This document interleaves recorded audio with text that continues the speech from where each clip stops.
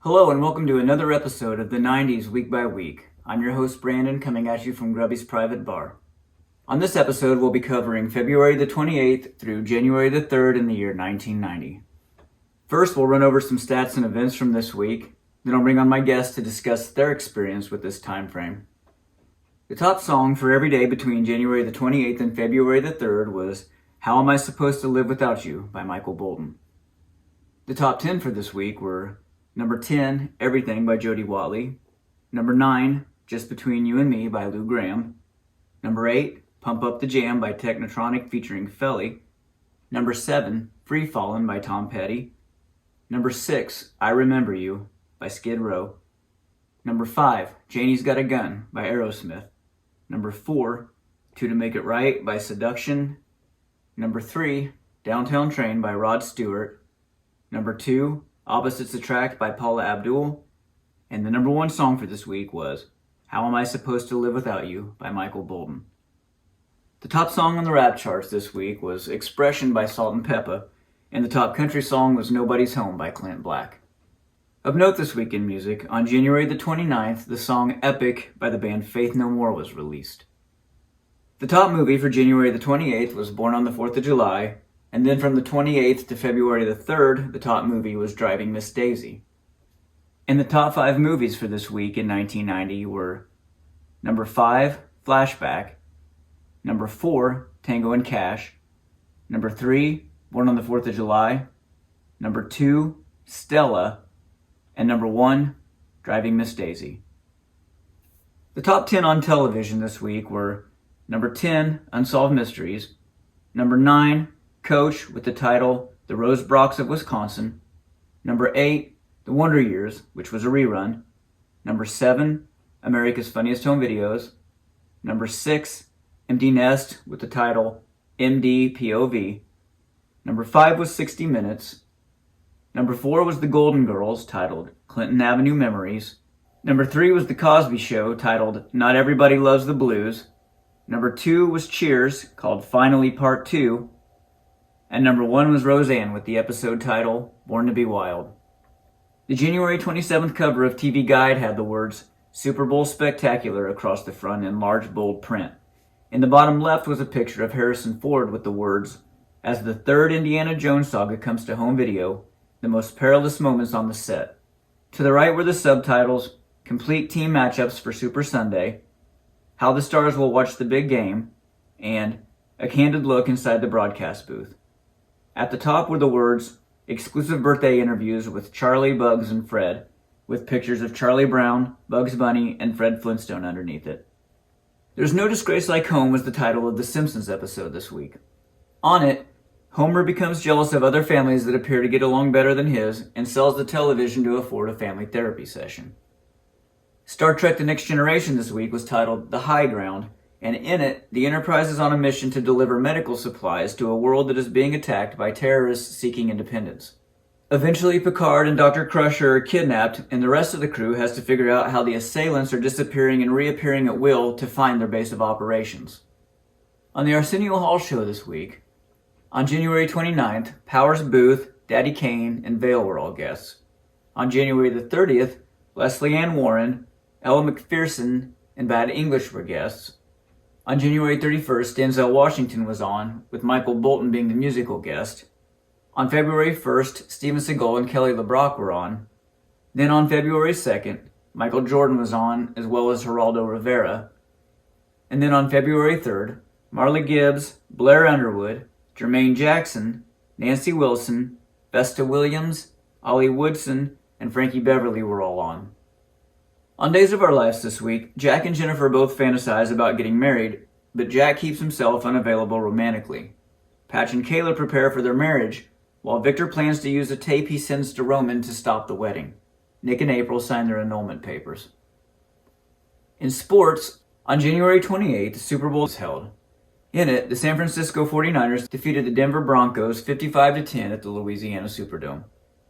This was the 49ers' second consecutive Super Bowl win, and Joe Montana was the game MVP with 297 passing yards and 5 touchdowns. Jerry Rice had 148 yards and 3 touchdowns. John Elway, on the other hand, had 108 passing yards and 2 interceptions. It was the most lopsided win in Super Bowl history. On January 28th, Ivan Lendl wins the Australian Open, and Steffi Graf wins the Women's Australia Open. Then on February the 2nd, the NFL Pro Bowl's held. The NFC defeated the AFC 27-21, and the MVP was Jerry Gray. The cover of Sports Illustrated for this week had a picture of David Robinson with the words, "Here's to you, Mr. Robinson," in bold white print to the right. Underneath him it said, "Sensational San Antonio rookie David Robinson." In the top right it said, "Special Super Bowl Preview." The January 29th issue of the Sporting News had Mike Schmidt on the left side with the words, "Player of the Decade." The Phillies' Mike Schmidt was baseball's best in the 80s, on the top right. On the bottom right were 9 previous covers and articles about him. Along the bottom it said, "TSN's Top 40 College Basketball Teams," and Analysis XXIV, how the Super Bowl foes match up. The top book for each day this week was The Bad Place by Dean Koontz. The cover of Time magazine had National Rifle Association President Joe Foss on the cover holding a gun with the words, "Who is the NRA?" in bold yellow print to the left of him. Underneath, in smaller white letters, it said, "A look at America's embattled gun lobby." Across the top were the words, "Soviet Republics, Almost Civil War." Drew Barrymore was on the cover of the January 29th issue of People magazine. On the left were the words, "Drew Barrymore's Struggle, No Happy Ending." After treatment for drug and alcohol addiction, the ET star describes her first year of trying to live straight, her relapse, and her flirtation with suicide. Now, with the help of friend David Crosby, she says she has found the key to recovery. Quote, "The truth is, you're never fully mended." End quote. And now that we know what was going on this week in February 1990, let's bring on our guest. With me today is my guest, Dan Woodward, otherwise known as Woody. Our children are friends. Me and Dan are friends. Thanks for joining me today, Dan. Thanks for having me. All right, buddy. I'm going to ask you some questions about this week in 1990. What were you potentially doing on a Saturday night in January or February of 1990? How old were you? I was 20. Okay. I was working at the Finish Line. I worked there for 7 years, all through high school and college. I was going to Ivy Tech, and I worked a lot. I worked almost every day, and I went to school 2 nights a week, and then, no, actually 3 nights a week, and then I'd go sometimes during the day. I'd usually work till 9 o'clock, and the big thing then was cruising the mall. Yeah. I was actually dating my wife. Now's my wife. At the time, she was my girlfriend, but everybody cruised the mall. We'd stay up till I had my hours for second shift. I'd work till 9, hang out with my buddies like our kids do till 2, 3 in the morning. I didn't have a curfew. My parents were cool. I could come and go when I wanted, and we would go cruise the mall and just usually not get in any trouble. I wasn't a drinker per se. I was only 20. When you say cruise, do you mean drive around it or walk inside it? Drive around it. It was after hours. I would get off at 9, 9:30. My buddies would usually meet me. It was either that or I had one of my really close friends who's passed away since. We'd go to J&L Records on the west side, or we'd go to Rose Lanes and go bowling. I would hang out with my buddies almost every Saturday night if I wasn't with my girlfriend at the time, now my wife. Is it so in that time frame, January, February? Funniest Home Videos. I think it was called Funniest Home. Did it start off being called Funniest Home Videos, or was it just America's? Bob Saget? Yeah. Yeah. I think it's America's Funniest Home America's Videos. Funniest Home Videos debuted on the top 10 this week. Do you have any home videos from the year 1990? That's funny you say that. I have a VHS. I still have it at home. I'm pretty sure it's in that time frame. It wouldn't have been in February. It would have been in the summer. I used to do car stereo competitions, and I traveled all over the Midwest. There used to be an audio place called Good Vibes, and that's literally where I worked all the time. I am OCD to the hilt, and I get into something, and I do it 150%. I can't just have one. I got to have all of them. So I do everything 2 feet in. So I was into car stereos. I had a piece of car, but I also had a $5,000 car stereo, and I installed it all because I couldn't afford for anyone else to do it. So I would go to car stereo competitions. I do have a video in that time frame. Good Vibes used to be across the street from the mall where the Arby's used to be. It was right next door, and they used to do car stereo competitions. So I do have a video from about that time. That's the one I can still think of. It's actually in a cabinet at my house. Awesome. But I don't even think I have a VHS player to play it with. Are you in it? Can you see you in it? Oh yeah. We used to tour. I would video with photographs more than video, because video was pretty new. My dad had one of those big camcorders, and I would borrow it. And it was only like 5 minutes long because, you think you're filming for an hour and it's 5 minutes. But just go do all the different cars and stuff. But yeah. Did John Elway deserve to get destroyed in the Super Bowl for refusing to play for the Colts? No. Yeah, I'm asking as a Colts fan, Yeah, because you remember that Elway refusing to he play refused for the to Colts? come there because, I would. I actually, funny you say that. Stanford played Purdue. My parents were ultra Catholic, still are. They wrapped hot dogs to raise money for the church underneath the stairs of Ross-Ade Stadium. Underneath, there used to be these concession stand type prep areas, and they would have like 30 people from St. Anne's Church, which is on the avenue, and they would come, and my parents would volunteer to wrap hot dogs and then sell them in the concession stand. So I was a kid, and I remember John Elway played, and his dad was a coach, and Purdue played them. And before the game, I would go there and just run all over the stadium and stuff. So I went down on the field, and he was there warming up, and I actually played catch with him. With Elway? Yes, I did. Yeah, I played catch with him for several, like not just 2 or 3 catches. It was for probably 10 minutes. He was super cool. I didn't know he was ever going to be that good, but I knew he got drafted in baseball. I sort of followed him, but oh yeah, and I don't really hate Elway. I mean, I probably did when I was younger, but it was way past the time that he'd already done that. Yeah. So I had no reason to dislike him. In the Golden Girls this week, Blanche was looking for a top-of-the-line hairdresser. Where did you get your haircut in 1990? And what kind of haircut was it? Oh, it was probably terrible. And I used to have a mullet, semi-mullet, wasn't real long. Oh, sweet, you're my second mullet on the show. But I'd spike it on top. Funny thing, same with my car stereo thing. I was so crazy about car stereos that I would, during one of the contests, I had the girl, Bo Ricks is where I got my haircut. Nice. I can't think of the girl's name, but I worked at the mall, and Bo Ricks was in the mall, so I sort of got to know these people. And it would shaved on the sides and then spiked on top. I don't have any left. But I had them write Car Wars, shave it into the back of my head during one of those contests. I was so ate up with it. So you had like a boz? Yeah, oh yeah. You had the boz, but I didn't have Car Wars? thick hair like that, obviously. But yeah. And I had it in the back, I had Car Wars. Can you see that on the video, in the home video? I don't think that video was probably from a different contest, but I did have that hairdo back then. My senior picture, I have a sort of a semi-mullet. Also on the Golden Girls, Dorothy becomes concerned for Sophia when they argue over a memory they disagree on. Sophia draws Dorothy back to the house they used to live in to see if there's a carving on a door where Sophia remembers it being. Where were you living in 1990, and what is something about it that you wonder if is still there or the same? I lived with my parents. They still live there. I literally had Jordan Fanatic at the time, and all my Jordan stuff was put up. And it's probably been 7 or 8 years ago, my sister texted me. She goes, "Would you be mad if I took down all your Jordan stuff?" And I'm like, "No." I go, "I hadn't been in it for 20 years." And she's like, "Okay, what do you want me to do with it?" I go, "Just throw it away." Now I wish I probably wouldn't have thrown it away because some of the stuff's probably fairly valuable. But I was a Jordan freak. Did you have the first pair? Of pair of course, Jordans? of course. I bought them off a guy that went to McCutcheon. He worked at the Finish Line. And another guy, back to the Finish Line thing, sort of on a different side note, Shannon Hoon. Mm-hmm. I worked at the Finish Line. He knew that. I traded a pair of Chuck Taylors that were like denim, like jeans, and you flip the top side out and they look like red plaid on the outside. And he came in one day, he's like, "Hey dude, I really like those." And he wanted to get my discount, and we would always get in trouble if we gave it out. So I was like, "Well, it's Shannon Hoon, of course." So I ended up buying them, and I traded them for an Alpine car amplifier. That was my first amplifier I ever had that started me going crazy on car stereo stuff. Wow. Shannon Hoon. That's how I made that. That's how it was. For any listener that doesn't know, Shannon Hoon was the lead singer of Blind Melon. Yep.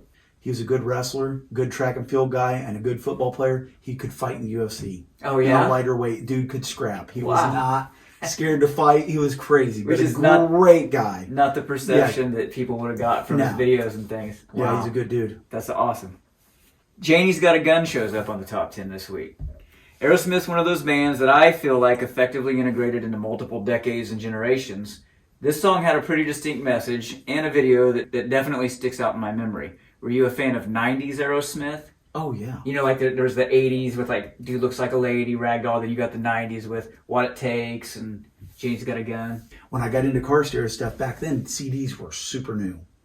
And that album, I worked at the Finish Line at the time, and my boss, one of the bosses, I just bought a brand new Alpine car CD player, and that was like, oh, state of the art. No one had CD players in their car, but I had one. That was the first. I didn't even have a CD when I bought it. That was the very first CD a guy I worked with bought me. That CD, I still have it. Was it Pump? Yes. What album was that? I think it is from Pump. Yeah. Yeah, I think so too. Yep. I still have it. Wow, man, I had no idea. And that I still to this day, probably the best concert I've ever been to. Them and Def Leppard, they were great. I like Steven Tyler's all right. I've not like grown as a fan, but I haven't. They're good. Coach showed up in the top 10 for the first time on the show this week. This show, 90s Week by Week. Did you watch Coach? Oh yeah, Minnesota State. Yeah.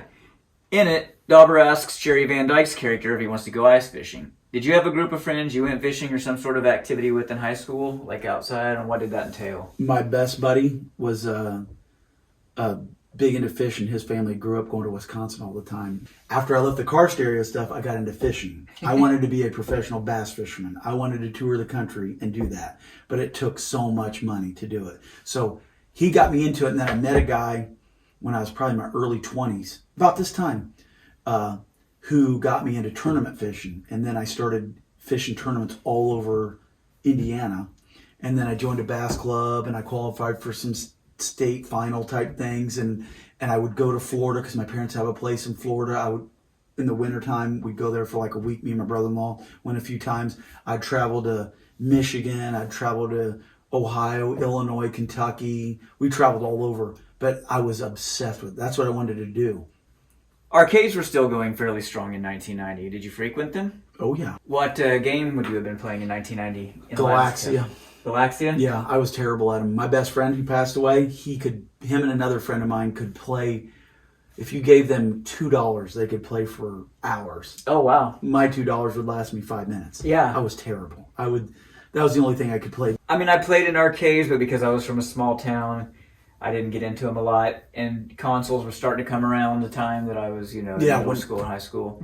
We didn't have video games growing up either. We got Atari like when it was on Blue Light Special at Kmart way back when, like it was past its generation. Yeah. So no, I wasn't a big video game player. Even still, I just remember that because I spent a ton of time in the mall. Yeah. And these times I was 20 and I was working there. Yeah. But I wasn't really big into video games.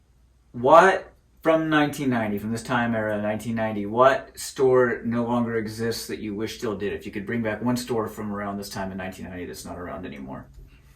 The Finish Line doesn't. It's changed to L&M or something. I don't even know. But I don't know if they went out completely. Outside of that one, I'm sort of bummed that Sears is gone. I know that's crazy. At that time, Sears wasn't in the mall. Sears was over on the levee, and it was huge. Mm-hmm. Didn't go there a lot, but I always thought it's sort of, to me, that's like a pillar of most bigger cities. Yeah. And it's completely gone. And now it's an amusement park at the mall. Yeah. I would probably go with Hills, man. I loved Hills. Yeah, Hills. Yeah. Hills was awesome. Yeah. The slogan was Hills is where the toys are, and they had that Sprite. I can't think. I think his name might have been Sprite. Okay. I always thought Bad English was a hair band, but when I saw they were on Arsenio Hall this week, and I went and looked into them, I think I might have been wrong. There might have been one or two members of Journey, the band Journey in that band. I'm not sure. Did you listen to Bad English? And what was your perception of the genre or style they fit into? Were they a hair band? Yeah, I would have called them that. Yeah, Okay. I think I have their CD. I still have it. I have all my CDs. When I See You Smile, I think that was like their big... Yeah. Skid Row is sitting at number 6 this week on the top 10 with I Remember You. What an awesome, awesome song. I have the CD. Yeah, and I might personally even put them, or at least 18 in Life, at the top of my hair band list. Were you a Skid Row fan? Oh, yeah. Heck yeah. I'm trying to Sebastian think of the Bach. name. Sebastian Bach, yeah. Skid Row was cool. I like them a lot. I have that CD. That was one of my earlier CDs that I had because then I started a CD collection. Man, I Remember You, such a good song. Like, it's not even just like a hair ballad. It's even, to me, it's even better than, what gets castigated as a ballad. Homer and the family celebrate on The Simpsons by resolving to go out and buy a 21-inch screen television at the end of the episode this week. Which, maybe, I don't know if 21 inches was actually considered big in 1990 or not. Huge. Yeah? Oh, yeah. Which now, you gotta have like it's about 70 60. inch. Yeah. What was your TV like in 1990? Can you remember your TV in 1990? Oh, yeah. It's probably still in my parents' basement. It would probably be still a console. It was probably at the most I don't think 25-inch TVs were real normal then. Probably like a 21-inch TV, and it had the big cabinet. You'd sit stuff on top as big as a darn refrigerator on its side, and that is wood. And it's still in my parents' basement. My parents would, if the TV went out, they'd put a new TV on top of the old one. Yeah. Like, you can't get rid of it. That's furniture. Right. So it's still when we clean out their basement, we'll find it. It's Yeah. in there. It's in there for sure, and I'll bring it over and you can have it. Okay, thanks. I'll have my 90s themed room. Yeah, you could have it. Yeah. I was It probably thinking won't about work. On the cover of Spin magazine for January 1990 was Motley Crue with the title Motley Crue on Tour. Have you seen The Dirt on Netflix? No, but I know what it is. Yeah. Motley Crue is one of my favorite bands, and it's weird. I've never seen them in concert. That's one of my checklists that I never got off, and I don't think they're gonna tour anymore. But no, I never saw Motley Crue. I do remember about this time frame, my buddy. I remember when the video cassette came out with Motley Crue. It was inside of a paper bag that it looked like it was, and it was called Motley Crue, maybe Uncensored or something like that. And it was following the band throughout, like their tour and stuff. It was wild. Yeah. I remember watching me, my buddy, and his dad, and his sisters were running around there who were like a little bit about our age, and there was some wild stuff, and it is great. Oh, I bet. I loved Motley Crue. Motley Crue is very good. The cover of TV Guide this week referenced the third Indiana Jones movie coming to home video. If you were renting The Last Crusade in 1990, where are you renting it from? Colonel John Anderson's. That was the name of the video store? Yes, it was actually a place. It's now owned by the TSC schools, and it was they sold furniture there. But yeah, that probably would have been at Colonel John Anderson's. Dan's friend on Roseanne this week messes with him for becoming a responsible adult. How different are you now from who you were in 1990? Are you in essence the same person, or have you changed immensely? I haven't changed hardly at all. Still seems... I say stuff I'm not supposed to, get in trouble for doing stuff I'm not supposed to. Nothing criminal. Maybe a little more grown up. No, I haven't hardly changed. I wouldn't think. Yeah. Got less hair. That'd be about it. Yeah. Michael Jordan was on the Arsenio Hall show this week. Were you following the NBA in 1990, and do you remember Jordan and the Bulls going into their domination in the 90s? I know you said you were a big Jordan guy. I was the biggest Jordan. At school, I was known as the guy that I wore Jordans. I had the first pair. I love Michael Jordan.